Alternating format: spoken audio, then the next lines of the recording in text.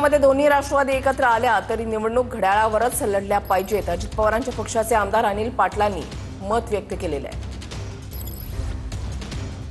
ही ताकद एकाच ठिकाणी कुठेतरी लावली पाहिजे. पुण्यात सुद्धा आमचा आग्रह, माझं स्वतःचं वैयक्तिक मत विचारलं तर त्या ठिकाणी सुद्धा घड्याळाच्याच चिन्हावरती लढलं पाहिजे. आम्हाला समजा जर का काही वाटलंच तर आम्ही जळगावमध्ये सुद्धा किंवा धुळ्यामध्ये सुद्धा आम्ही घड्याळावरतीच निवडणूक लढणार.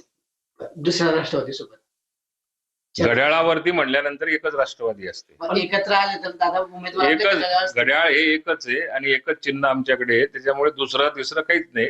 आम्ही घड्याळावर निवडणूक लढली म्हणजे आमच्या राष्ट्रवादीची निवडणूक आहे. दोन्ही राष्ट्रवादी एकत्र आल्यास राज्याच्या विकासाला हातभार लागेल. विधानसभा उपाध्यक्ष अण्णा बनसोडे यांनी हे वक्तव्य केलंय. तर एकत्र येण्याबाबत अजित पवार निर्णय घेतील असंही अण्णा बनसोडे यांनी म्हटलंय.